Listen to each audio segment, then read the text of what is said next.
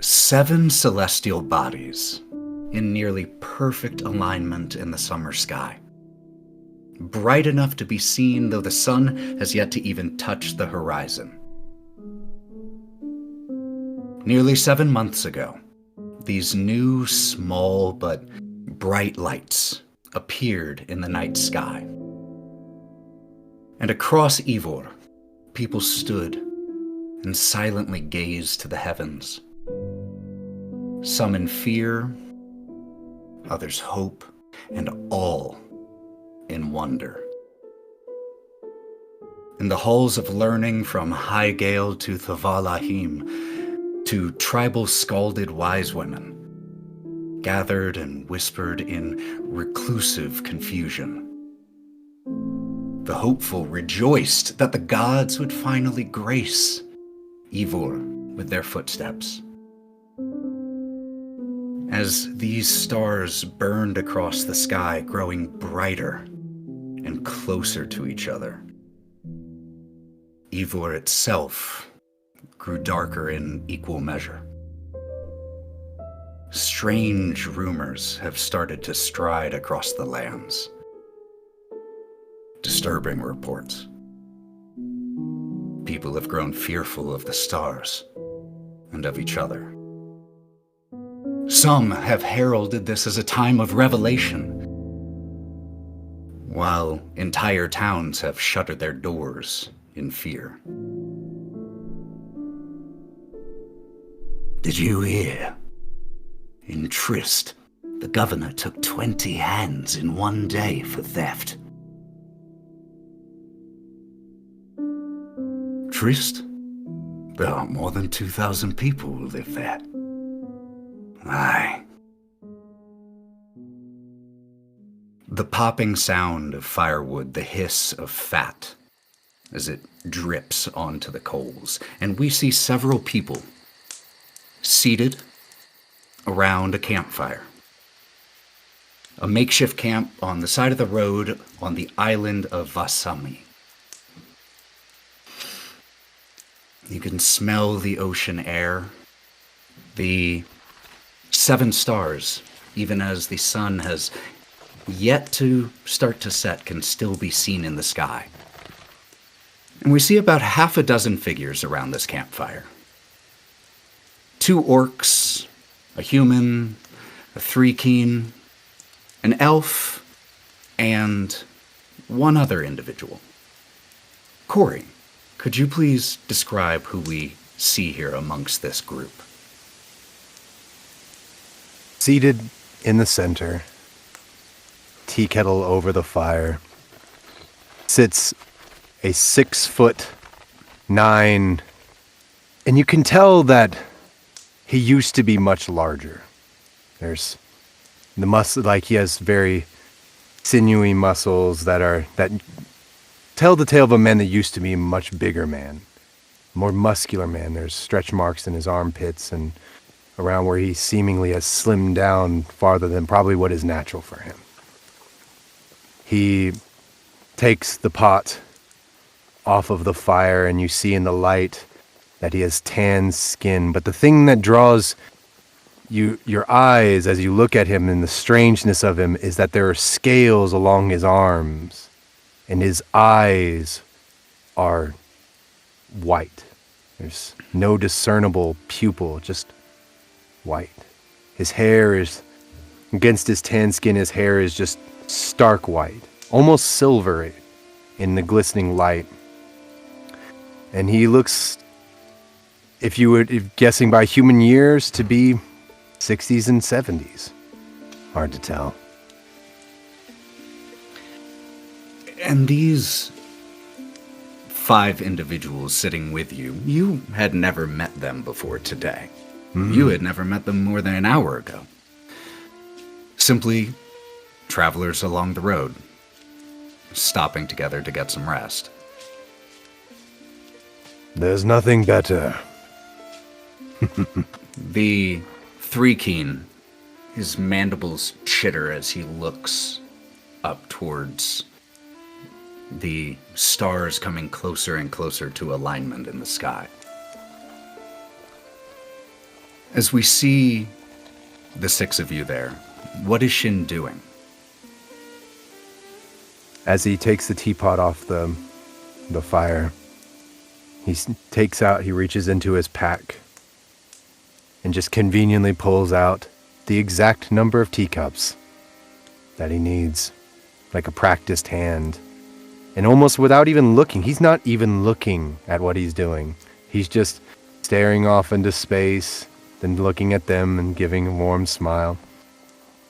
You know, tea is one of the most unifying things. It neither has evil nor good, it just is. And it creates a situation where people can meet as complete strangers and leave friends. Unlike alcohol, which I do partake every once in a while, can sometimes start as friends and end as enemies. Which is why I prefer tea. Hands each one of them as he's just musing to himself. They all take it. A few of them, in response to your comment about alcohol, just murmuring to one another, like, still wouldn't mind trying. And one of the orcs, as you were saying this, he takes the mug from you, but had clocked his companion looking at the stars, and walks over and thumps the three keen on the shoulder. As all the stars are too. Not good, not bad. Don't worry about it all. I don't know if that would be wise. There is something wrong in the universe. I can feel it. There is imbalance. Something has tipped the scales in the wrong direction. Though I will say that wrong and right direction is a matter of perspective. But nevertheless, the scales have been tipped in the wrong. All right, but have been tipped in a direction that leaves it in balance. Keeps making tea. You were seated on a log by this frequently used campsite. There are many along the roads that travelers will frequent. You know them quite well. In fact, I would wager you have probably slept here before, Shin. But you are sitting on a long fallen log, and the elf had seated on the same and scoots over your direction a little bit with the mug of tea, just getting closer. So what do you think it is then?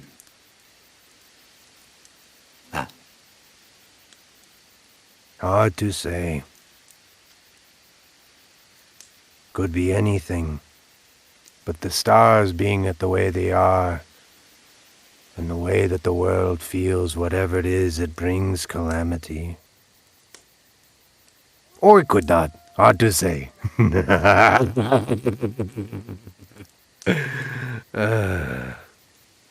You worry too much, Elf. Your long life has made you paranoid. The thing about violence that you must understand is that there is always, when the scale is tipped, the scale wants to be balanced. So what happens? Something else rises up to even it out. So, even if the scale is tipped for longer than you think it should, the universe balances itself out. Because that is what is natural. That is what is right. And then gives him another cup of tea, even though he already has one. And he just takes the other one and just, Yeah, you're probably right. You know, I heard some folks saying it's the gods finally coming. The gods? That'd be good, right? It depends. Gods are fickle creatures. People like to think of them in their own perspectives, from human or mortal minds. Unfortunately, gods are it's like trying to fathom the depths of the ocean at once. And it's just like the ocean in that sense. And he looks out over the ocean.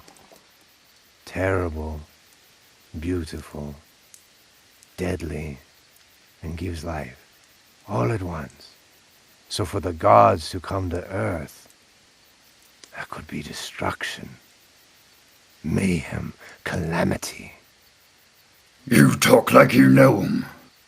I know One of the orcs, who sits down on a stump across. How you know so much about the gods? I've met a few in my time. Ha!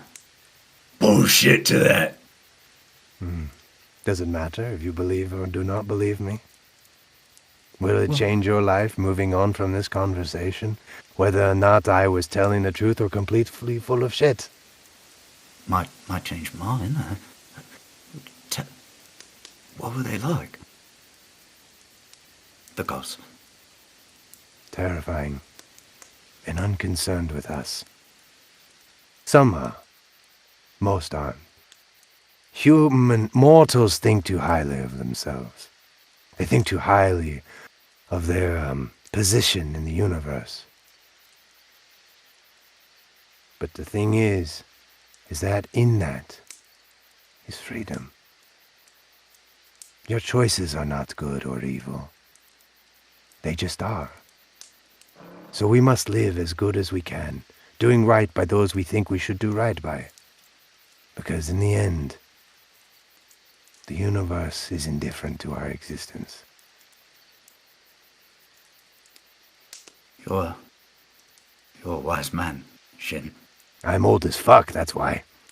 He's full of shit, that's what he is. An angry young man, I see. Full of violence and war. Thinking that everything you come across is shit. And you know what the funny thing is? What is your name again? Agorth. Agorth. That's a beautiful name. A strong name. Do you know what the thing about it is, Agorth? You're right. It is all shit. If you think about it, everything ends up as poop. We go into the ground. We become plants. The cow eat plant. We become shit. Eventually, everything is shit. So you're not wrong. You bring talking shit to a different level. That's all you get to do when you get my age. The tea ain't bad.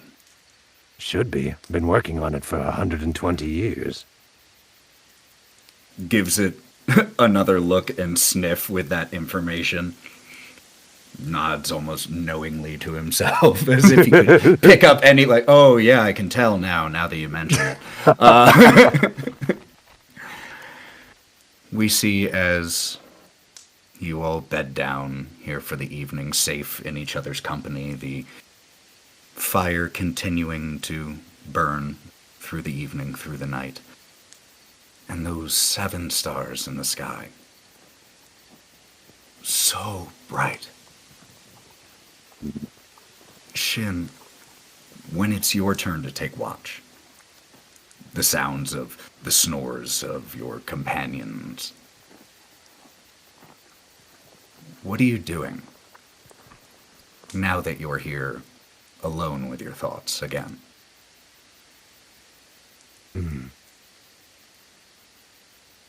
Have you abandoned this universe again? Have you moved on to another pursuit? Is it I who must balance the scales for you? Yet again. You know, for a patron god, you're rather like a negligent father. I'm joking. But do not take me seriously. I am just an old man with nothing better to do than make tea for strangers. The wind blows, the clouds temporarily obscuring these 7 new bright points in the sky.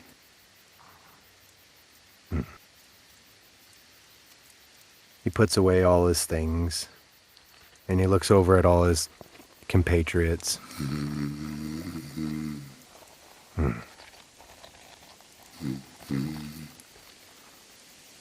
How to know, to live in blissful ignorance, just how close the world is to ceasing to exist. Or maybe this one, or the next. Hard to say. A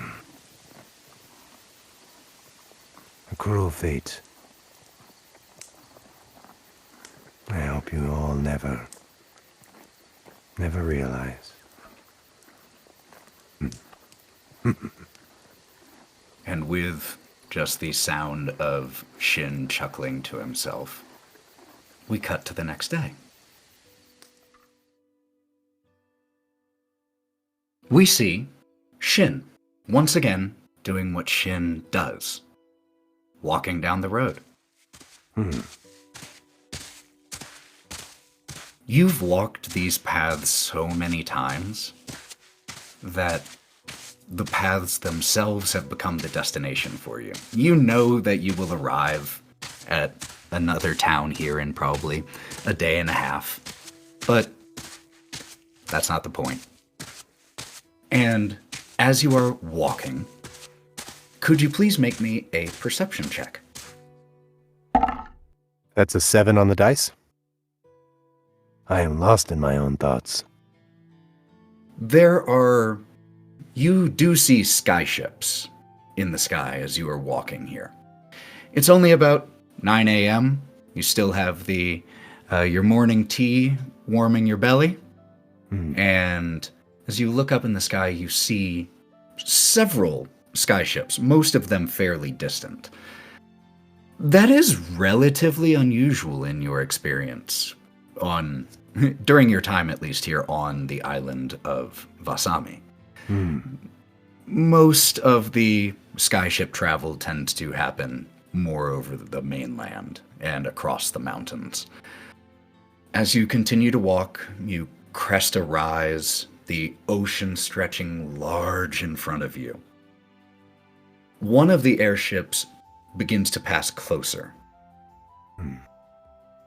And even with a 7, as you're looking up, what's your passive perception? 13. 13. So I would say you do notice the glint of a spyglass as this large airship begins to approach.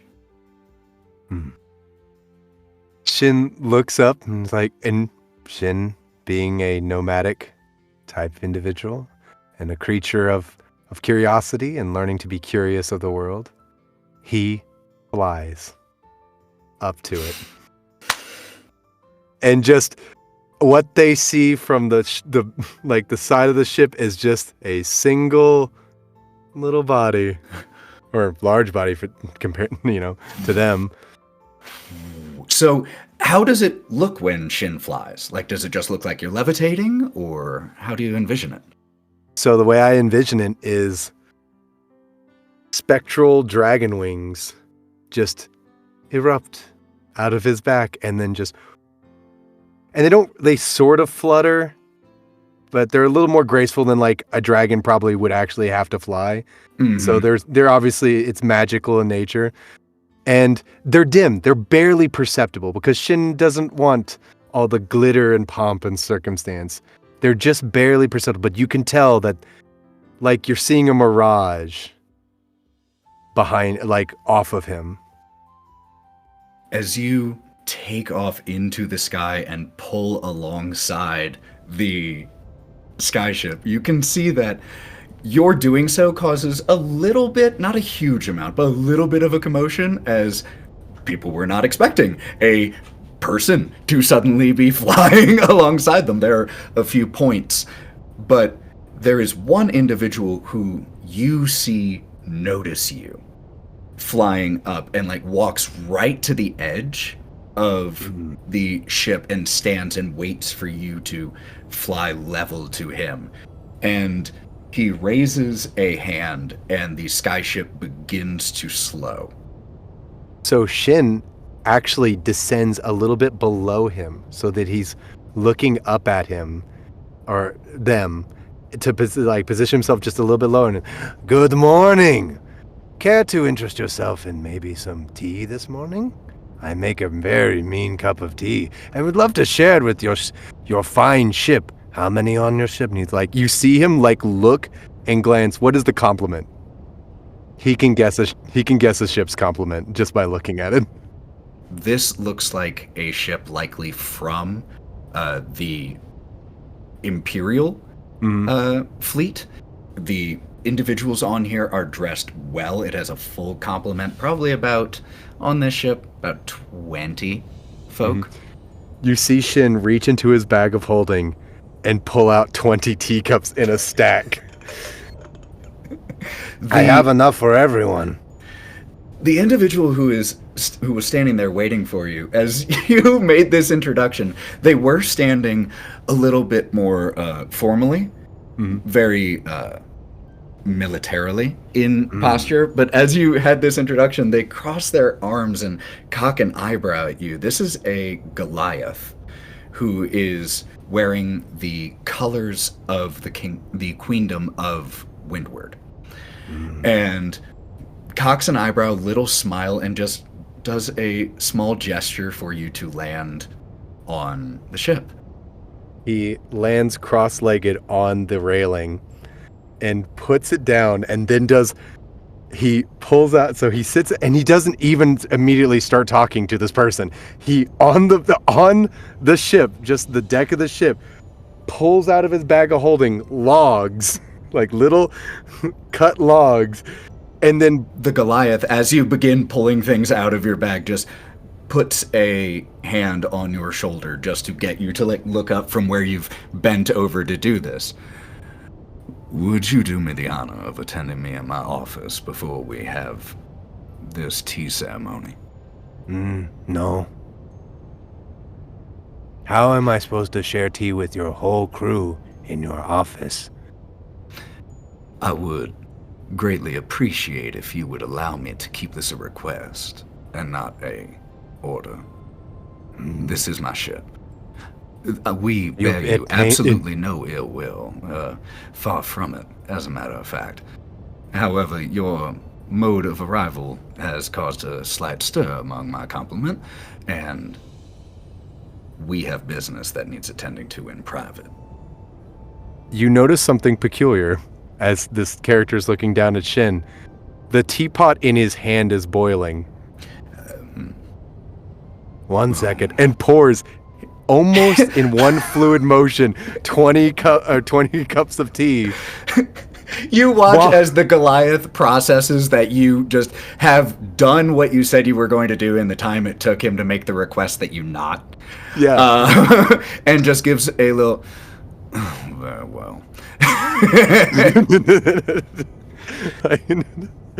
And then he reaches into his bag and pulls out a very ornate, like, teacup in stone, pours a very nice glass, looks up at this Goliath and is like, I can tell that you have had a bit of a day, and reaches back and puts some whiskey in the tea and then just hands it to him. As you do that, well, why didn't you say that in the first place? Cheers to your health and to Her Majesty's. Cheers to whoever you want. As the crew comes and grabs some warm tea, because up here, as high as you have flown in order to match the altitude of the ship, it is a little chilly. You've gone up a little distance, so they are happily warming their hands here on these hot mugs of tea. And the captain leads you into his office.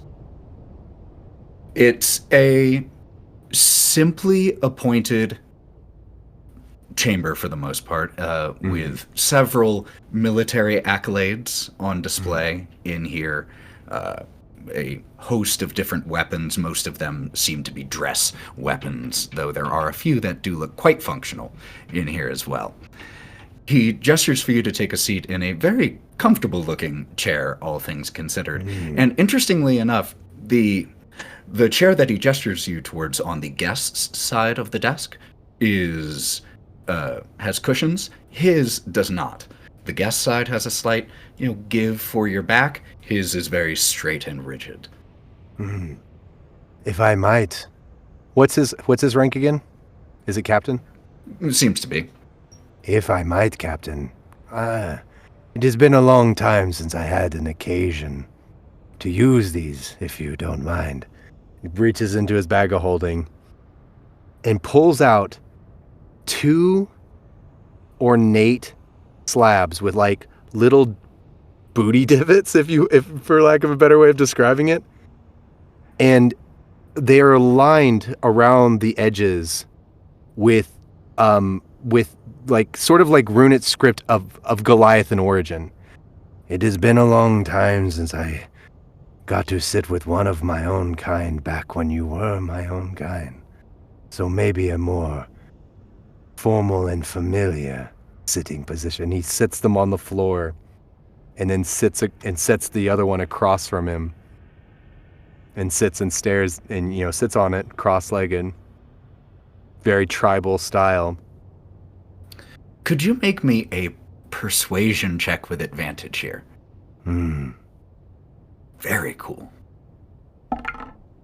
That is a 14. No, it's 13. 13, excuse me. First 13? Yeah, 13. He looks at you doing this.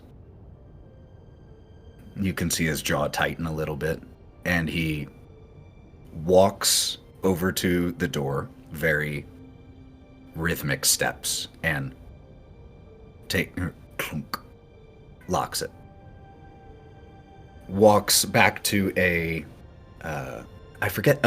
valet stand for where a coat can be placed, and he removes the military coat that he was wearing, drapes it, and removes all current insignia of the queendom.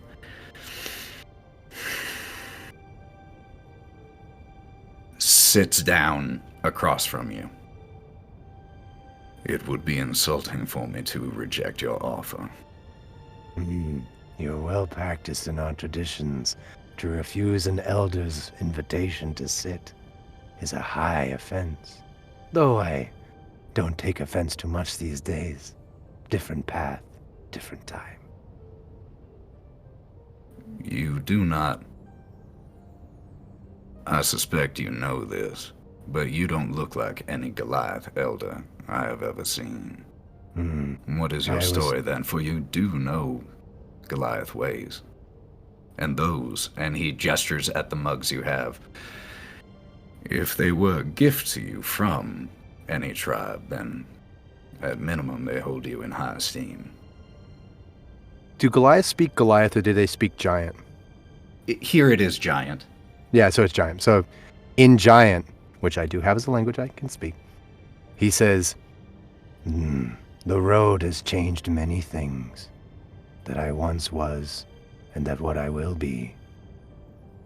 But at my heart will always be my family, my tribe, my land. If you were excommunicated from one of the tribes, it would be a dishonor for me as well to inquire about why. I will allow this question. In my tribe, questions are never pushed against. Knowledge and knowing, both in battle and in life, are always an advantage. Unfortunately, I was exiled from my previous tribe, for they had lost their way. I mean, also by the fact is, I am, if you can see, and in Giant, this would be a very derogatory term, a slur, if you will, but he says it openly, a runt.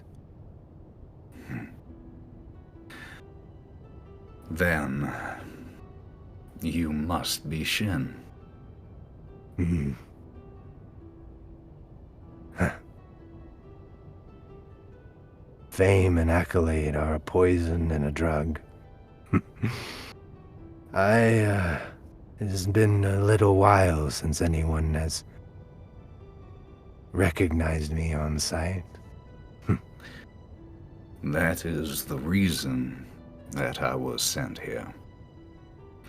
You are the Shin, the one who is hunted by the tribe of Vorash, yes? Ah, yes. A fool's errand, and one of vanity. Unfortunately, I've had to end the lives of many of my kin. And you see, like, an immense amount of shame cascade over Shin's visage. The captain reaches forward and he puts his hand on the back of your head and he pulls your forehead to his. I know well what it is not to be welcome back in one's tribe. I chose to serve the Queen. I understand what it is that you are feeling. You do me a great honor. You honor me by sharing. And Gestures at the drinks. by allowing me to go home a little bit again. Now, he stands up, walks back over to the valet stand and redresses himself. And walks behind the desk and he grabs a scroll and he unfurls it. Queen Meleth of Windward, daughter of Queen Meleth, granddaughter of Queen Eleanor, chosen of the gods, long may she reign, has need of your services, and requests your immediate attendance in Highgale.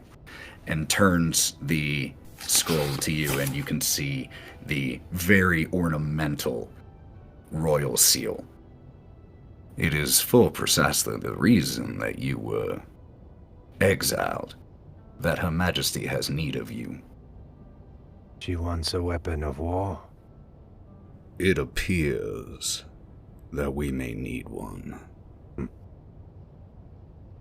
That is not who I am anymore.